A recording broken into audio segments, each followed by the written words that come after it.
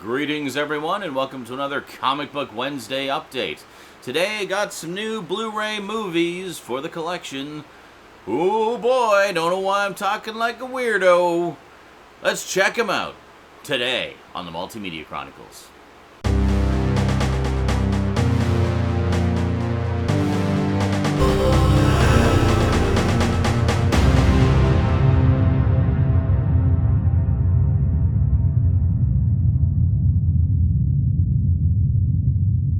Welcome back.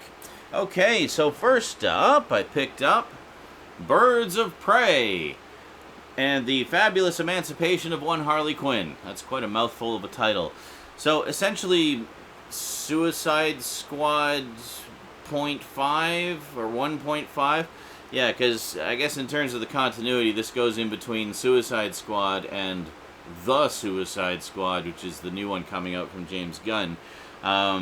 And this is all about, how Harley Quinn breaks away from the abusive relationship with Mr. J and, teams up with a bunch of other badass ladies to kick a lot of ass. I've not actually watched this yet. I've seen the trailers a few times. It looks like a ton of fun. I actually heard it was really good. So, a huge improvement over Suicide Squad. Although, honestly, I thought Suicide Squad was okay. I had some issues with it, as I'm sure a lot of people did, but I didn't think it was all bad. Like, I liked some of the characters. Love Margot Robbie. I think she's fantastic as Harley Quinn, and is obviously having a lot of fun with the role. I liked a lot of the other cast in it. I thought, some of the story was a little shaky. It just seemed very stereotypical comic book movie plot. It's like, oh, you're fighting a giant beam in the sky again that threatens all of life on Earth as we know it again. Why does everything have to threaten all of life on Earth as we know it, like, every single time? I mean, I get it. They're superheroes. They gotta fight something that is of substantial substance, sure, to warrant them fighting it, but I don't know. It's like you watch Batman the Animated Series, he's punching mob guys in the face half the time. It's not always supervillains, but I don't know, I guess they figure, blockbuster movie, we need spectacle all the time. Yet at the same time, they want gritty, down-to-earth realism. Make up your freaking minds! Anyway, heard this one was really good. Looking forward to watching it. Have not got around to it yet. Next up, a little while ago, some of you might have seen a video I did about this movie. I'll let you in on a little secret. That was a joke video. I hadn't actually seen the movie yet. I also thought the fact that I introduced myself as Eddie and was talking like this the whole time would kind of give away the fact that the video was a joke. I'm, of course, talking about Joker. Yes, I made a joke video about Joker. Get it? Yeah, anyway. Much to my sadness, a lot of people didn't get the joke. I mean, I don't care if you found it funny or not, whatever. At least recognize it as an attempt at humor. A lot of people did get the joke, thankfully, so I didn't go completely insane. This I watched as soon as I got it, and for the record, that other video is a joke. I didn't think it was trash at the time. I don't think it's trash now, like even less so now after having seen it. Yes, very heavily inspired by, early Martin Scorsese films and Oliver, basically the biggest inspirations being Taxi Driver and The King of Comedy. But at the same time, does its own thing. It's sort of like, what was the best description I heard was, Joker in 1989 gets thrown into a vat of chemicals, becomes the Joker. Joker 2020 gets thrown into society, becomes the Joker. Like, amazing how times have changed. But, I gotta say, I really like what DC is doing lately with their films. So they got stuff like this, which is kind of part of their more expansive universe. And you got, Aquaman, Wonder Woman, you got the Justice League Snyder Cut coming, which is very cool. And other stuff, which is all part of their sort of connected film universe. But then at the same time, they're doing things like this, which are like little standalone experiments to examine and explore a character in ways we haven't seen before. And getting Joaquin Phoenix? Wow. Like, wow. But anyway, he was amazing in this, and I really enjoyed the tone of this film and how it just really dove deep into the psychology of this character and what caused him to ultimately break down and snap and essentially become a version of the Joker. In some ways, like what we've seen before, in other ways, quite different. But I really enjoyed this a lot. And it looks like Matt Reeves' Batman movie, the one starring Robert Pattinson, is going to be very tonally similar. Dark and gritty and more urban, I guess you could say.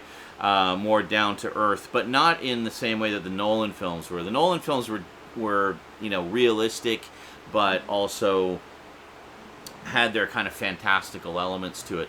The Matt Reeves one looks like it's much more grounded in realism, almost like, what if a guy really became Batman in today's messed up world? What would that look like? What would the Riddler be like in real life? How would he deal with people and taunt Batman and the police and everything?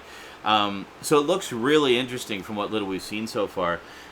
So I really like how what they did with the Joker, and the fact that it was so successful that it's essentially opened the door for even more of these standalone, intensive character study type movies. And I don't think all comic book characters would benefit from that, but ones like Joker and the Batman, who are such complex, interesting characters to begin with, I think they lend themselves very well to that type of movie.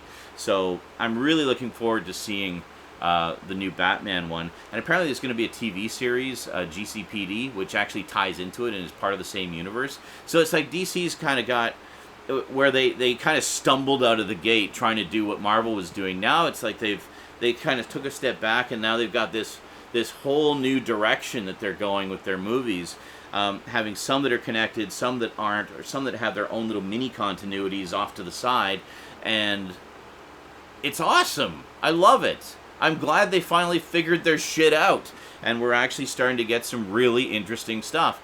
So I can't wait to see what more they come up with.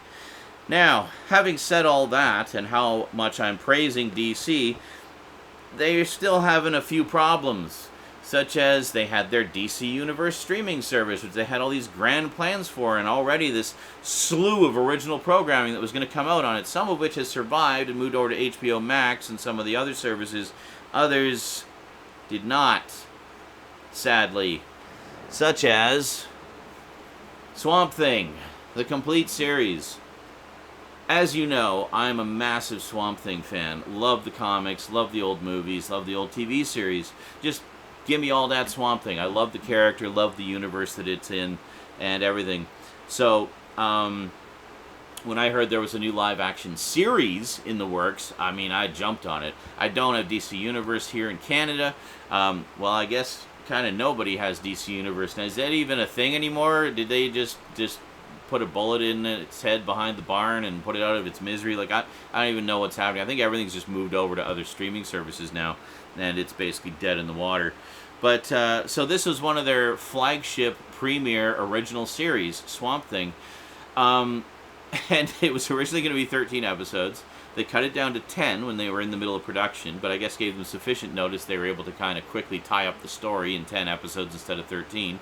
And then they canceled it before the first episode had even aired. So then the first episode aired, and everyone was like, holy shit, this series is amazing. And then all 10 episodes aired, and everyone was like, holy shit, that series was amazing! And we're all just kind of scratching our heads like, so why did they not even give it a chance when they had such a beautiful, wonderful show?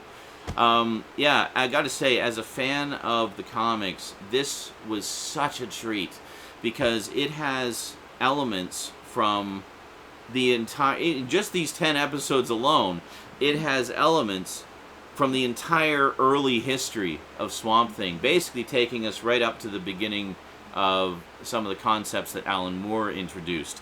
And So it has stuff from the original series. It has stuff from the Martin Pasco run of Saga of the Swamp Thing, that led up to Alan Moore's run. And all kinds of other little tidbits throughout. It has the character of the Blue Devil, which is a character that's kind of come and gone from DC a lot of times over the years. I mean, it has the character has his fans. I remember seeing the comics around. I never read them before. I didn't really know much about it. Now I'm actually really curious about it since seeing the character in this. But the Blue Devil, of all things, this sort of obscure character that has its fans but isn't generally very well known outside of that fan base. And they incorporated him into the Swamp Thing universe brilliantly. It works. Like, it works so well. And I wanted to see more of that character. It kind of felt like he was in Swamp Thing as a backdoor pilot for a potential Blue Devil series. So, I mean, already, right out of the gate, the producers had plans for, like, how we can take this further and, potentially produce even more content for this new streaming service. But I don't know what happened. Something happened on the higher ups. I think there was a shakeup of the people running it, and the new management was like, meh, we'll just do something else and just cancel all those, and we'll start fresh. And like, good one, guys, good one. So the good news is the CW has actually picked up the rights to show repeats of Swamp Thing. Now, this is a very violent show and has, like, F-bombs galore throughout. I mean, it was intended to be a mature audience show for a streaming service. So I'm kind of wondering how the CW is going to work around that and trim things a little bit to make it suitable for their, family-friendly and tweens audience that is the primary demographic for that channel. I don't know. We'll find out. But the big hope is that a lot of people will watch it, and a lot of people will discover it and fall in love with it the way all of us did, and maybe they'll look at continuing it. Wouldn't that be nice? I don't know, but I absolutely loved it. I thought it was fantastic. I jumped at getting the Blu-ray when it came out, and yeah, I hope they do more. If not, we got 10 absolutely fantastic episodes that are an absolute treat for fans of the comics, old and new. So yeah, check it out. And even if you've never read the comics before, just check it out. It's just a really good show. And it's short. It's only 10 episodes, sadly. But it's not a huge time commitment. So, there you go. That is it for this week. Just a small one, but as you notice, I've had a lot to say, as I usually do, because, I have a lot to say. And that's it. So I hope you enjoyed. See you next time. Until then, thanks for watching. Big thanks to my Patreon sponsors. Be sure to catch me on Twitch. I stream over there almost every day. By the way, if you want to add any of these to your collection, I will include Amazon links in the description down below. Thank you very much to those of you who use my Amazon links, because it does help to support the show and my streams and everything that I do. So thank you very much. Appreciate the support. All right. See you next time, everybody. Until then, sayonara.